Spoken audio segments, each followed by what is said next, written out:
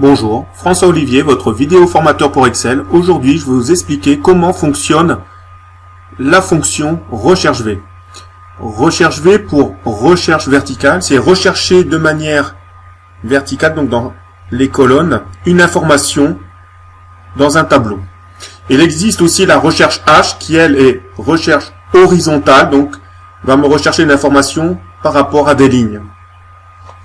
Alors, comment nous allons faire, par exemple, dans cet exercice?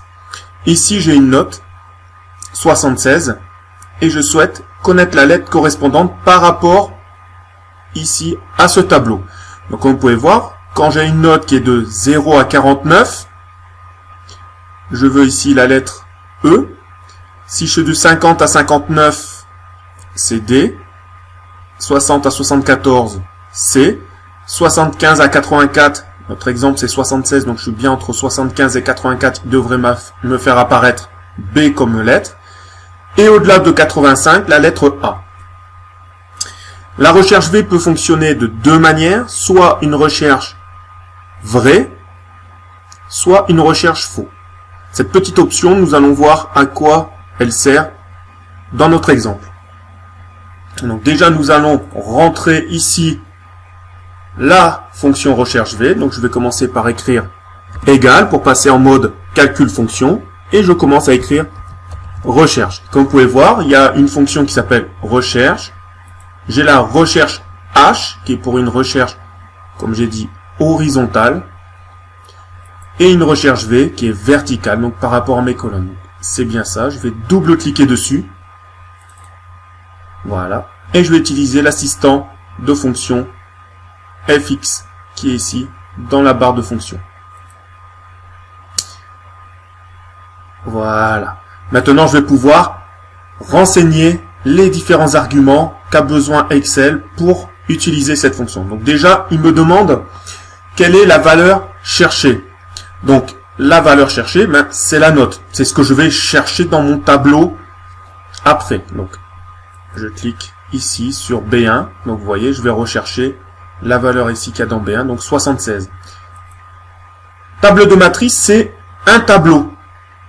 Mais pas n'importe comment, c'est que ce tableau-là, eh bien, il faut que ce soit dans l'information se trouve dans la première colonne. Donc, ici, je ne vais pas choisir la colonne ici, note de 0 à 49, puisque l'information 76 se trouve ici dans la deuxième colonne. Donc, je vais sélectionner mon tableau à partir de la deuxième colonne. Et je choisis donc cette colonne et jusqu'à la colonne où il doit aller chercher l'information, donc pour moi, la lettre. Ensuite, il demande le numéro d'index de colonne. Donc, c'est quoi? C'est une fois qu'il aura trouvé le nombre dans la colonne ici, il doit aller chercher l'information dans quelle colonne.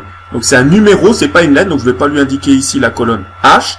Donc, si j'ai pris ici par rapport tout à l'heure à mon tableau, table de matrice F7 comme origine. Donc ici c'est la colonne 1, colonne 2, colonne 3.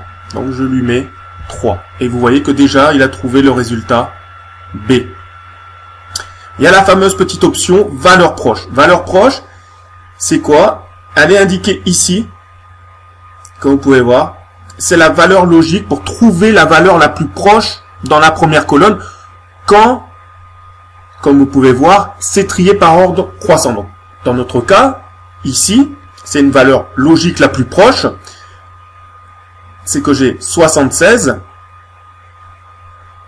Et comme vous pouvez voir, 76 ne figure pas dans le tableau. Donc, il va chercher le plus proche, mais, bien sûr, le plus proche entre cet écart. Entre 75 et 84, donc 76. C'est 75. Si j'avais mis 84, ça serait aussi 75 parce que je ne serais pas arrivé jusqu'à 85. Donc ici, dans notre cas, soit je mets vrai ou omis. Donc omis, c'est que je mets rien. Donc si je mets vrai, c'est pareil. Voilà, vrai ou vide. Et dans ce cas-là, il va chercher la valeur la plus proche. Donc je fais OK. Vous voyez qu'il a trouvé 76. Donc si je lui mets 32, il trouve bien E. Si je lui mets 88, il trouve A. Donc ça, c'est avec l'option vrai ou vide. Donc c'est quand je dois chercher quelque chose dans des intervalles.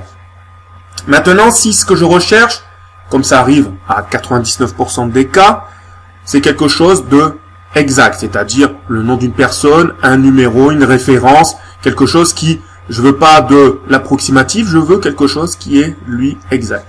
Dans ce cas-là, donc je retourne avec mon assistant fonction, fx, je ne vais plus utiliser le vrai, mais je vais utiliser le faux.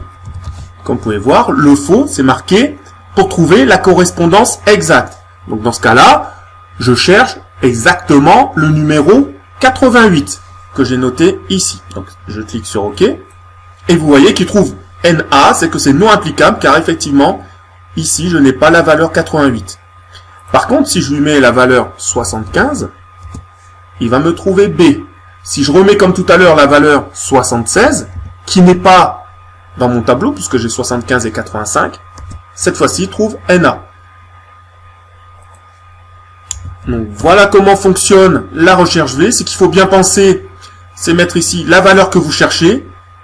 La table de matrice, c'est le tableau où il va devoir aller chercher les informations, mais dans la première colonne, c'est la valeur cherchée. Donc c'est pas forcément la première valeur, la première colonne du tableau, c'est la première colonne où il peut trouver l'information.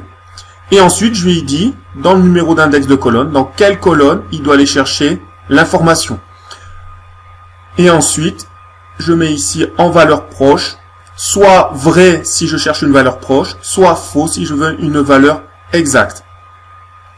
Bien sûr, la recherche VE fonctionne aussi pour rechercher des informations dans des fichiers qui ne sont pas forcément sur votre ordinateur, qui peut être sur un serveur dans un réseau informatique, et en même temps que ce fichier-là n'est pas forcément ouvert. Donc du coup, je peux très bien avoir un fichier sur le serveur qu'un de mes collègues renseigne, et moi, quand je dois faire une recherche dessus, je peux aller rechercher l'information nécessaire. Voilà, je vous remercie pour avoir suivi cette vidéo formation, et je vous dis à très bientôt pour une nouvelle vidéo formation sur Excel.